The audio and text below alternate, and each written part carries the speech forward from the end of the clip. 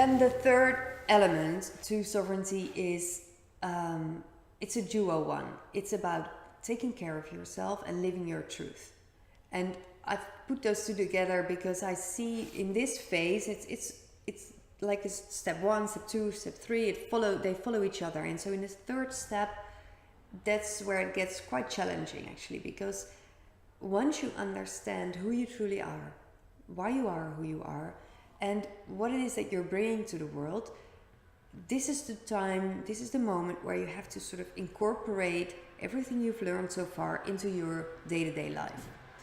And that is, it may not even sound that difficult right now, but believe me, it's a challenge, because then you get all that feedback from other people, and you get all that stuff about, well, who's going to pay the bills now that I'm gonna quit my job and do something completely different, or well, this is where you have to let go of some of the things that you were doing before and have to bring in the things that you now want to do. And that requires commitment, and it requires self-care. And self-care, I cannot stretch enough how important that is.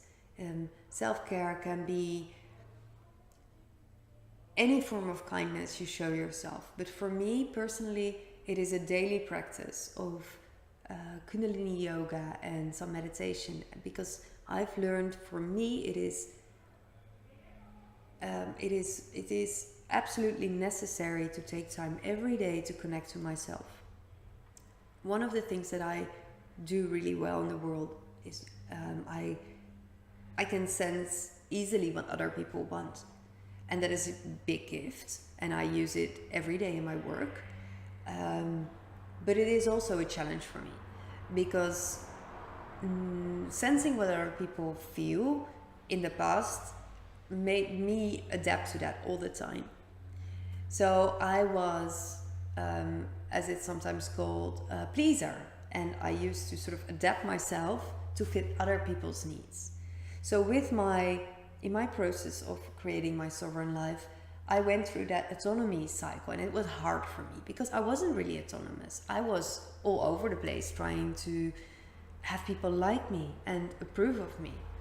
So for me, this is a very important one, and I acknowledge that maybe you don't have that big of a deal with this. Maybe for you it isn't that hard to incorporate, but for me, or maybe it doesn't require you to do to spend at least 30 minutes a day of spending time with yourself, of doing yoga, meditation, or writing, or whatever.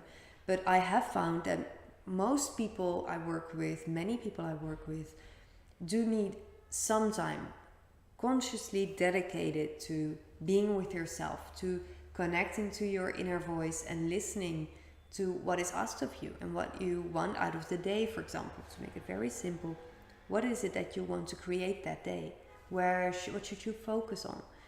And that is so much easier to understand and to hear when you take time for self-care and listening to yourself. And so that's why living your life in a way that creates balance. So it's about both physically, mentally, spiritually balanced. And whenever you get imbalanced, because that happens, how many years you're into this process doesn't really matter. At some point you're imbalanced, and it's in this phase you also learn to recognize that quickly and to adjust and to get back to a balanced state. So this is all about making it true, making it happen, to get the things in that are feeding you positively, and getting the things out that are not helping you. So that was the third step, self-care and living your truth.